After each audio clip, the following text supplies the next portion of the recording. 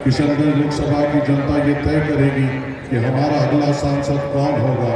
हमेशा इसी किस्म के चुनाव हमारे सामने बार बार आए, हमारे बुजुर्गों के सामने भी इसी किस्म के चुनाव बार बार उनकी ज़िंदगी में आए और उन्होंने हमेशा फिरकापरस्त ताकतों के खिलाफ फैसला लिया और यहाँ पर सांसदों को चुना।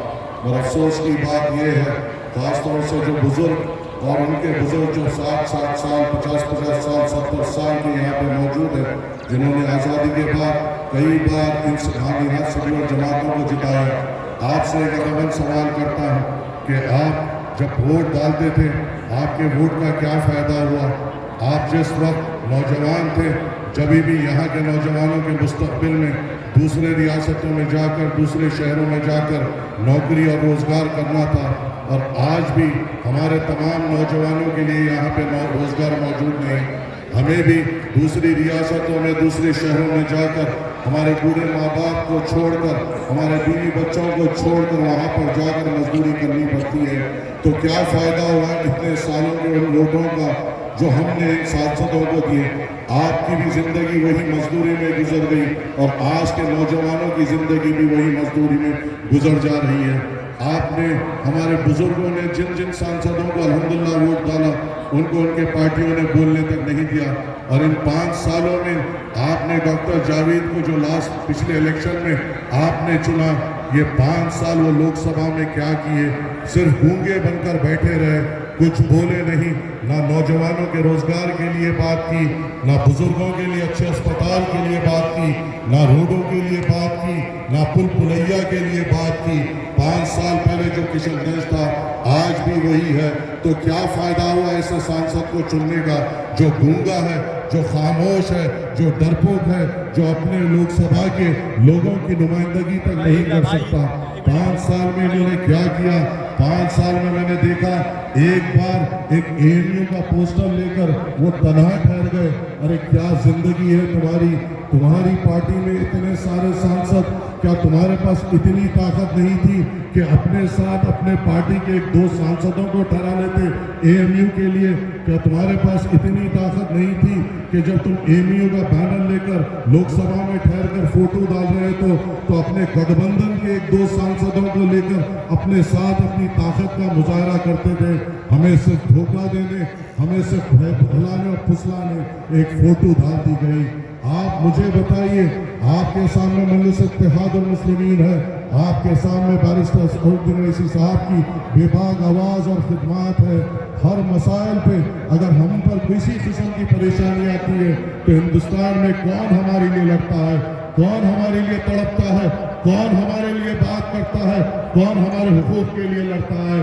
बाबरी मस्जिद का मसला हो तो ठहरने वाले सिर्फ बैरिस्टर असदुद्दीन ओवैसी साहब रहते हैं, कोई और नहीं ठहरता। ज्ञानवापी मस्जिद में, वहाँ पे तहखाने में जब पूजा की इजाजत दी गई, किसी सांसद के दिल में तकलीफ नहीं हुई। यहाँ के भी सांसद के दिल में तकलीफ नहीं हुई, खामोश बैठा रहा, गूंगा बैठा रहा, गुलामों की तरह अपनी पार्टी के खामोश बैठा रहा। ज्ञानव्यापी की अगर कोई आवाज बने, बैरिस्टर असदुद्दीन ओवैसी साहब बने। जब हम पर कानून लाया गया CA-NRC का, हर कोई खामोश बैठा रहा। हमारे लिए कोई उठकर बात करे, बैरिस्टर असदुद्दीन ओवैसी साहब बात करे।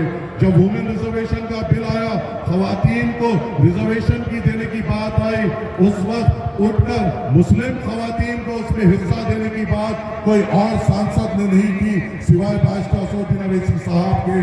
कर्नाटका में जब हमारी बहनों को हिजाब के नाम पे सताया गया, उनको डराया गया, उस हिजाब वाली औरतों की हिम्मत बनने वाले कोई और सांसद नहीं थे, सिर्फ बैरिस्टर असदुद्दीन ओवैसी साहब थे।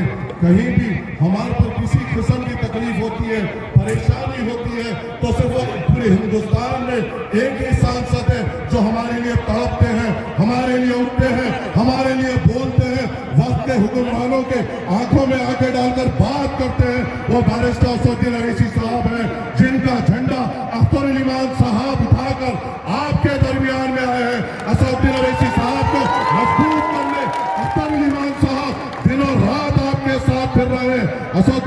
अख्तर इमाम साहब का बस एक ख्वाब है कि उस लोकसभा में जाऊं तो बैरिस्टर असदुद्दीन ओवैसी साहब के साथ ठहरूं, उस लोकसभा में जाऊं तो बैरिस्टर मोहम्मद ओवैसी साहब की तरह बात करो, उस लोकसभा में जाओ तो किशनगंज के लोग नौजवानों की रोजगार की बात कर सको, उस लोकसभा में जाओ तो यहाँ पे अच्छे अस्पताल मिलने की बात कर सको, उस लोकसभा में जाओ तो यहाँ के नौजवानों को अच्छे स्कूल और कॉलेजेस देने की बात कर सको, उस लोकसभा में जाओ तो यहाँ के पुल पुलैया की कोई तो नुमाइंदगी कर सके, उस लोकसभा में जाओ तो वहां पे सीमांचल की बदहाली की कोई तो बात कर सके, उस लोकसभा में अगर अख्तर ईमान जाएंगे तो हमारी हिम्मत जाएगी, हमारी ताकत जाएगी, एक बेबाक लीडर जाएगा और एक बेबाक पार्टी का एक सिपाही जाएगा जो वक्त के हुक्मरानों के सामने ठहरकर आपकी बात करेगा।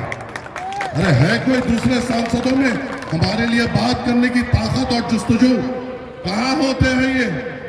अरे हम पर बार बार इल्जामात लगाते हैं। हाल ही में जो विधायक है जो जेडीयू से आ रहा है, भाजपा के कांधों पर बैठकर 3 महीने पहले कह रहा था